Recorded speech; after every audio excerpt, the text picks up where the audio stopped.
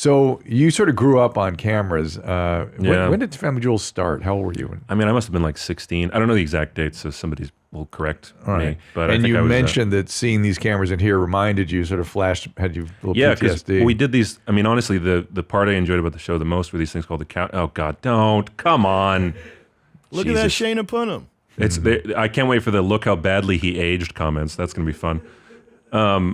There was these things called the couch interviews they did, which were like, they tie the scenes together. No, they call them on the flies. OTFs. So they call them OTFs. They cut to us on a couch. You were early reality. About, I mean, you were right after Osborne. Yeah, right. We were basically, the Osbournes were successful, so they were like, who else has a family? And then we had done MTV Cribs. This is, again, I was a kid, so it was my father's house. I was a child. Yeah. And I had been acting crazy behind him as he was talking to the camera. I was like making faces. Yeah. And Soph was like this cute little thing with giant cheeks. Yeah. And then Extra reached out to us, which was like that TV show. And they did like a special on like the Simmons, because it was the Osbournes were big. Yeah. And then A&E offered us a show.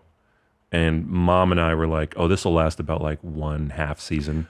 Well, you know what? Because we're bored. We don't do, I mean, like Soph and Dad are both sober their entire lives.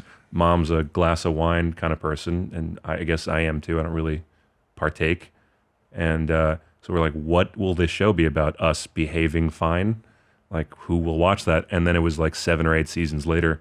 We were like, wow, they really like this nonsense. Well, and the producers stir it up, set it up, and do all kinds of crazy shit. Yeah, but like barely. I mean, if you watched it, it's like, it's sitcom. It was sitcom problems. It was. We didn't really have Mom much. and Dad have a couple of uncomfortable fights that made me feel bad. At the end. At the end, well, that was real. I mean, it's funny. The stuff that was actually real is the stuff people thought we faked. Like their marriage shit. That was totally real. And it was just Mom, Dad was a philanderer for a bit.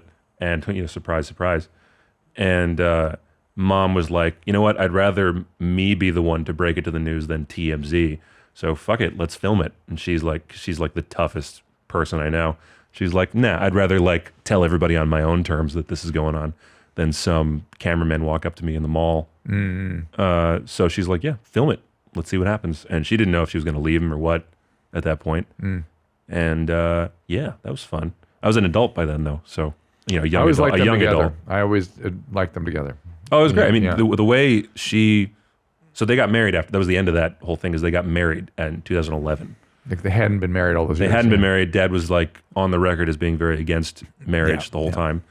And then she was like, she discovered that he was doing the things that everybody assumed he was doing but us, right? Because he's weirdly a really good father. Like he's a really there, present, like caregiver kind of guy.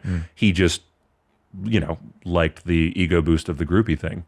So she was like, all right, look, here's the deal. I'm in or out. I'm in or out. Yeah. But then she did this thing where she was like, I'm not going to sue you. I'm not going to talk shit about you to the press. We'll be friends. It'll all be fine. There will be no consequences to you. Or you can marry me, one of the two. So either we'll be friends and it'll all be fine, or we'll be married and it'll all be fine. You'll actually do it for real.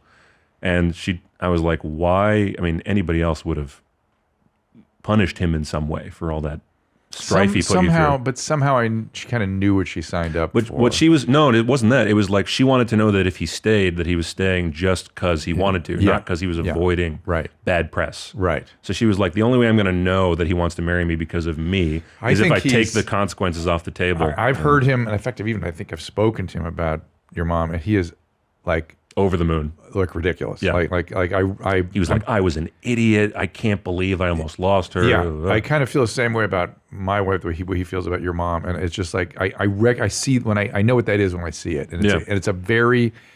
He adores her. It's a good thing for relationships. It's a sticky thing. And the male particularly needs to feel that. I mean, she in the kitchen, she's like, oh, you piece of shit. You got jam on your shirt. And then he turns to me and he goes, isn't she great? And I kind of go, he's called you a piece of shit. He goes, I know. There's no one like her, And he's like, there's no one like her. When you hear that, she's one of a kind. You hear that, you just go, oh, I'd love to be a fly on the wall. But we were all a fly on the wall for a few years there. So, yeah.